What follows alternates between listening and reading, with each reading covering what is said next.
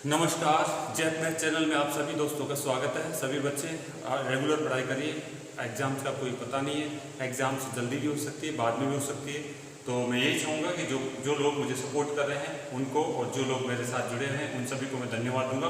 और परसेंटेज बेटा हम पढ़ रहे थे, परसेंटेज में अगला आज का पॉइंट हमारा होगा आय, व्यय और बचत का कंसेप्ट है। बहुत अच्छा कंसेप्ट है, इसको अच्छी तरीके से समझेंगे, हर तरीके से इसकी बात करेंगे और इसके बाद में हमारे पास जैसा क्वेश्चन आएगा वैसे ही हम उसको सोल्व कर पाएंगे बेटा। ठीक है, तो ध्यान से मेरे साथ बने रहिए, वीडियो पूरा देखा करिए आप। ठीक है, चलिए हम बात करें हैं। देखिए, मैं आय, व्यय और बचत का कंसेप्ट की बात करना चाह रहा हूँ, तो एक बार इधर ध्यान से देखेंगे। इसमें क्वेश्चन के टाइप्स कैसे आएंगे। आय, व्यय। आपको आय जो होती है वो व्यय प्लस बचत में बढ़ती है। आय जितने भी कमाते हैं या तो उसका खर्चा करते हैं या फिर क्या करते हैं, बचत। इन दोनों को जोड़ दिया जाए तो क्या होती है, आपकी आय दिखाती है। पहली बात, क्या मैं यहाँ से व्यय भी निकाल सकता हूँ? बिल्कुल। व्यय कैसे होता है, आय जो हमारी होगी, आय में से अगर मैं बचत घटा दूं, बचत को घटा देता हूं तो मेरे पास व्यय निकल के आता है बेटा। क्या यहाँ से मैं बचत भी बना सकता हूँ? बिल्कुल सही बात है, बचत की भी बात हम कर सकते हैं। यहाँ पे बचत की बात करी जाएगी तो यहाँ पे आय मेरे पास है तो इसका मतलब है मैं उसमें से क्या घटा दूंगा, व्यय घटा सकता हूँ। व्यय या खर्चा इसको मैं बोल सकता हूँ, इसको खर्च बोल सकता हूँ। तो ये आपको ध्यान में रखें। बचत को सेविंग बोलेंगे, इसको इनकम बोलेंगे, तो ये आपको ध्यान में रखनी होगी। ये आपका इनकम हो जाएगा, ये एक्सपेंडेंशन यानी खर्चा, और ये सेविंग। तो ये हमारे पास एक कंसेप्ट था जिसकी हम चर्चा करने वाले हैं। इस पे क्वेश्चन बनते हैं बेटा। ठीक है, इस पे क्वेश्चन कैसे बनेगा, एक व्यक्ति की क्या करेगा एग्जामिनर, आय, व्यय और खर्चे, आय, व्यय और बचत पर चर्चा करेगा। एक ही व्यक्ति की आय, व्यय और बचत में मतलब वृद्धि कमी करता रहेगा और क्वेश्चन हमसे पुटअप करेगा। दूसरे यहाँ पे क्या है, दो व्यक्तियों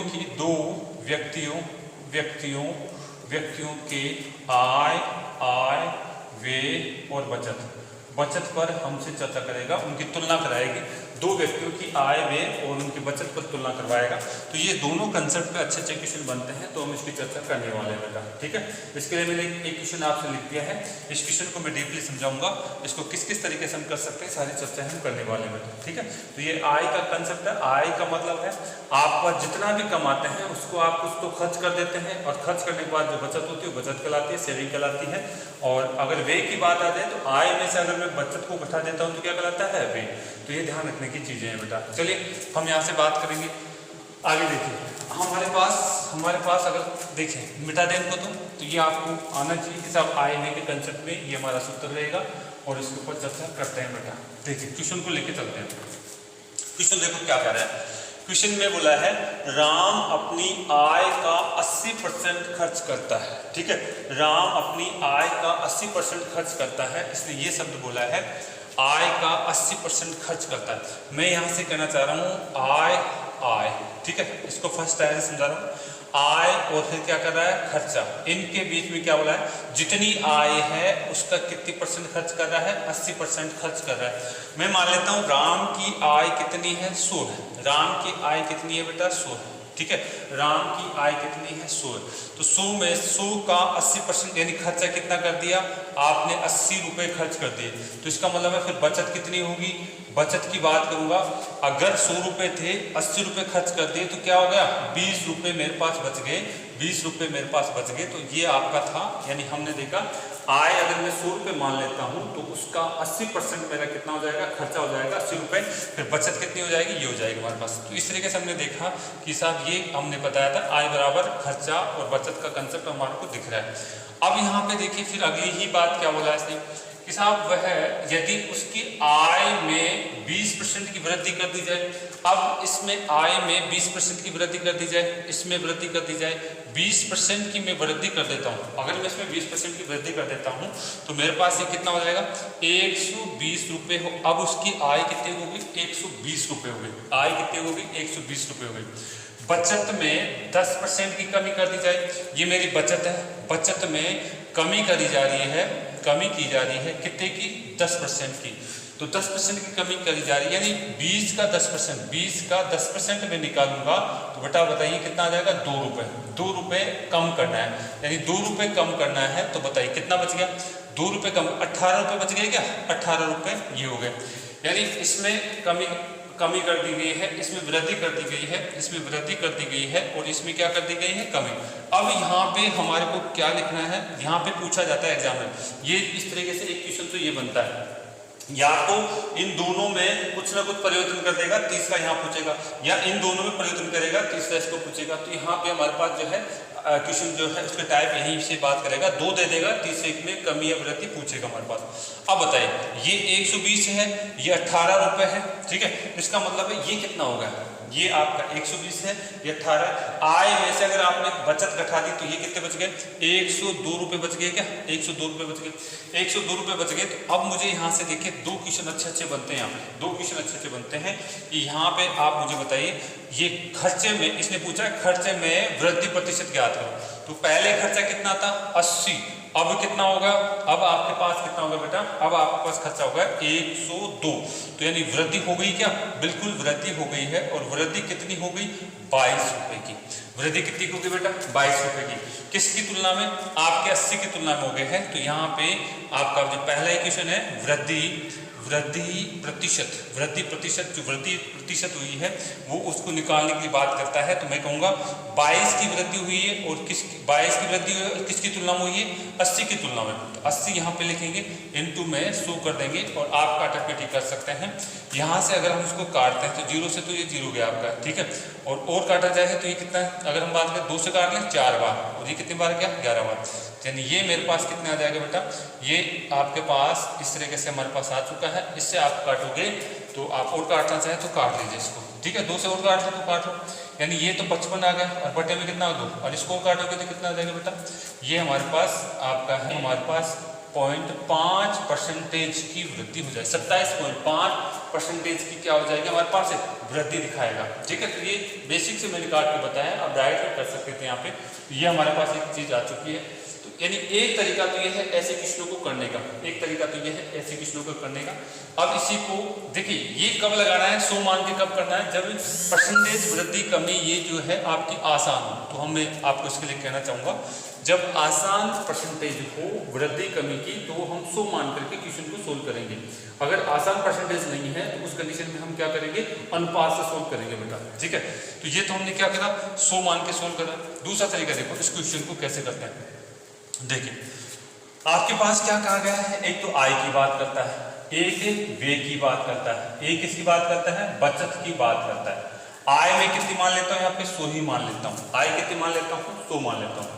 और इसमें कितने % खर्च करता है, यहाँ पे हम बात करें तो यानी खर्च करता है 80% खर्च करता है खर्च। तो 100 का 80% कितना होगा, ₹80।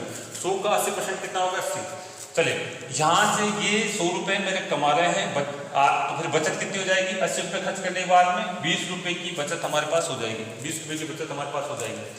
अब बेटा यहाँ पे कहा गया है कि साहब इसका वृद्धि कितनी हो रही है, 20% की, इसकी वृद्धि कितनी हो रही है, 20% की।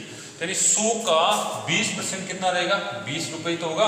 आप यहाँ पे डायरेक्ट प्रतिशत मान रखिए, यानी ये जो तरीका होगा प्रतिशत मान को रखने का, प्रतिशत मान रखने का तरीका, ठीक है। ये इस तरीके से मैं बात करूंगा। अब यहाँ पे देखिए, 100 का 20% निकाल करके 120 नहीं लिखना, मैं डायरेक्ट इसका, यानी ये 100 था, 100 का 20% मान निकाल रहा हूं, तो ये कहलाता है प्रतिशत मान। प्रतिशत मान, जो भी आंकड़ा है वो प्रतिशत मान कहलाएगा, ठीक है। 100 का 20% इसमें क्या हो गई है, वृद्धि हो गई है। तो यहाँ पे हमने जो डायरेक्ट प्रतिशत मान था वो हमने लिख दिया यहाँ पे। और बात कर रहा है यहाँ पे बचत में 10% की कमी हो रही, यानी यहाँ पे कमी तो कितने की बताई गई है, कमी है 10% की, लेकिन इसके आंकड़ा लिखना है, इसका मान लिखना है मुझे। तो 20 का 10% कितना हो जाएगा, 20 का अगर हम 10% की बात करें तो कितना हो जाएगा, 2 हो जाएगा क्या, 2। और 2 क्या हो रहा है, कमी। तो जब कमी हो रहा है तो कमी के साथ माइनस का चिन्ह लगाएंगे, वृद्धि के साथ किसका चिन्ह लगाएंगे, प्लस का चिन्ह। तो आप ये ध्यान रखिएगा, कमी के साथ किसका चिन्ह लगाऊंगा, माइनस का चिन्ह लगाऊंगा। और वृद्धि अगर दे रखा है तो वृद्धि के साथ किसका चिन्ह लगाऊंगा, प्लस का चिन्ह में लगाऊंगा बेटा, ये ध्यान रखेंगे। तो ये 2 की कमी हो रही है तो माइनस का 2 लिख दूंगा, यहाँ पे कमी हो रही है, यहाँ पे ये वृद्धि हुई थी। तो अब मुझे बताना है कि साहब यहाँ पे मुझे यहाँ पे बताइए यहाँ पे क्या लिखूं। सॉरी, ये वृद्धि हो गई है, ये कमी हो गई, तो यहाँ पे क्या लिखा जाए, क्या लिखा जाए, तो ये हमारे को देखना है बेटा। आप मुझे बताइए कि जो ये वे है, वे का मतलब क्या होगा। वे का मतलब अभी भी मैंने बताया था, वे का मतलब होता है आय, और आय में से अगर आप क्या घटा दें, आप बचत घटा दें, आय में से बचत घटा दें तो आप वे की बात कर सकते हैं। तो बताइए आय कितनी है आपके पास, 20 है, ठीक है, और बचत कितनी है, माइनस का 2 है। तो आप बताइए ये कितना हो जाएगा, 20 प्लस का हो जाएगा कि माइनस माइनस प्लस का हो जाएगा, ये कितना होगा 2, तो यहाँ पे कितना हो जाएगा 22, यहाँ पे कितना होगा 22, यानी ये आपका 22 आ चुका है, ठीक है, यानी ये 22 रुपए की वृद्धि हुई है, 22 रुपए की वृद्धि हुई है, यहाँ पे 20 रुपए की वृद्धि हुई है, ये 2 रुपए की कमी हुई है, यानी प्रतिशत मान रख करके हम इसको सोल्व करते हैं। अब हमें क्वेश्चन ये नहीं पूछा है, क्वेश्चन में ये नहीं पूछा है कि साहब वृद्धि कितने रुपए की हुई, क्या हुई, हमें ये पूछा है कि 80 पर जो वृद्धि हुई है उसकी प्रतिशत मान बताना। यानी पहला क्वेश्चन क्या है, वृद्धि प्रतिशत, वृद्धि प्रतिशत हमारे को पूछा गया है, वृद्धि प्रतिशत पूछा गया है, तो हम खर्चे में वृद्धि प्रतिशत हमारे से बात कर रहा है।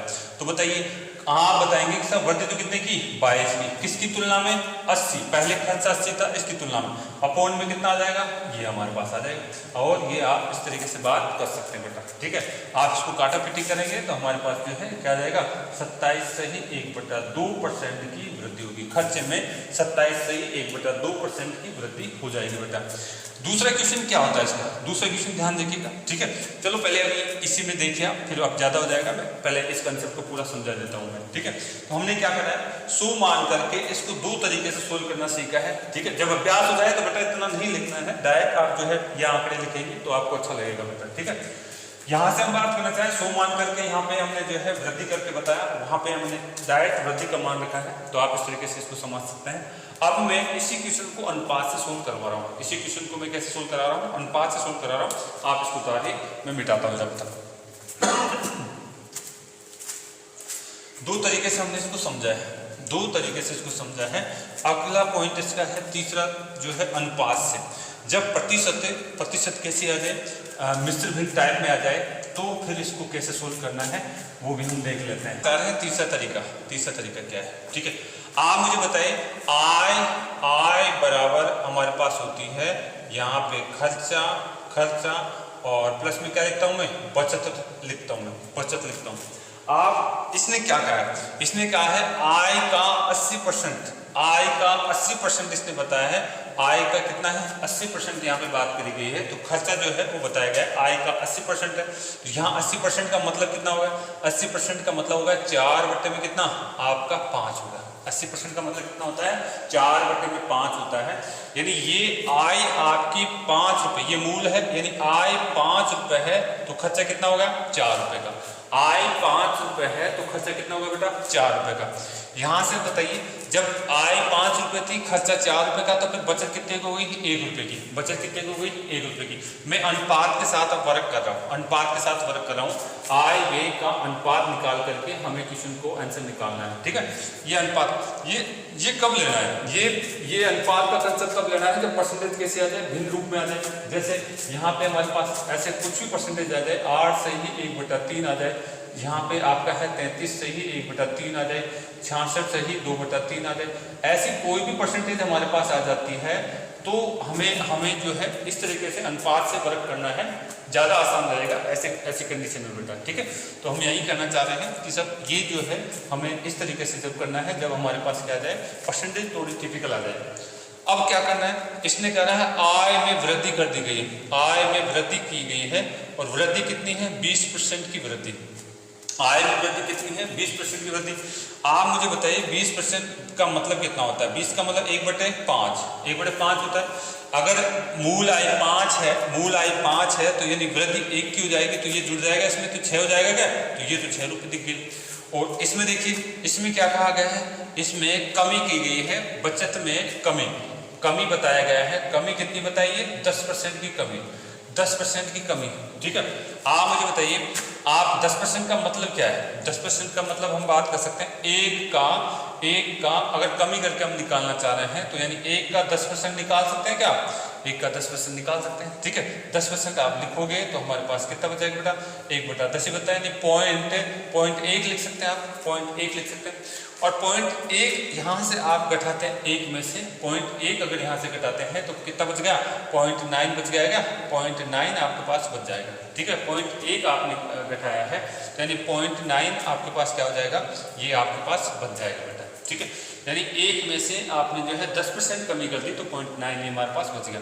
अब हमें बताना है कि साहब ये यहाँ तक की बात करनी जा रही है कि साहब यहाँ पे क्या लिखा जाए, यहाँ पे क्या लिखा जाए। तो यहाँ लिखने का कंसेप्ट हमें पता है, ये भी दिख रहा है हमारे को, ये भी दिख रहा है, तो फिर ये दिखने में कहाँ दिक्कत आ रही है?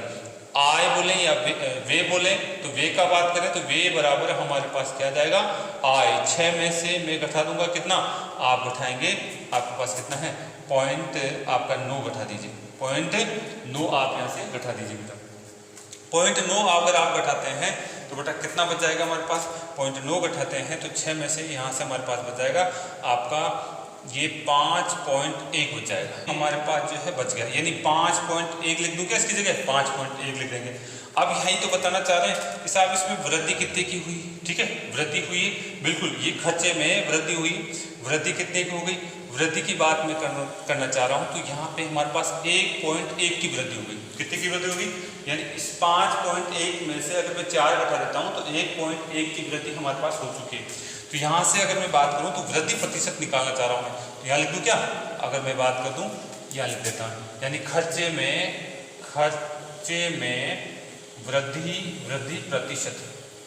वृद्धि प्रतिशत ये हमारे को ज्ञात करना है। तो खर्चे में वृद्धि प्रतिशत, पहले खर्चा 4 था, अब कितना हो गया? 5.1, तो वृद्धि कितनी हो गई? 1.1 की वृद्धि प्रतिशत की बात करें तो 1.1 ऊपर आ जाएगा, किसकी तुलना में? 4 की तुलना में, 4 की तुलना में। इनटू में क्या करोगे आप? 100 वृद्धि प्रतिशत आप ऐसे ज्ञात कर सकते हैं बेटा। ठीक है, आप इस पॉइंट को उठाना चाहें तो नीचे आप क्या लिखेंगे? ये कट गया यहाँ से। ठीक है, ये आपका 2 बार गया, ये 5 बार गया। 55/2 और 55/2 को काटते हैं तो वही हमारे पास कितना आ जाएगा? 27.5% की वृद्धि। खर्चे में वृद्धि कितनी हो गई?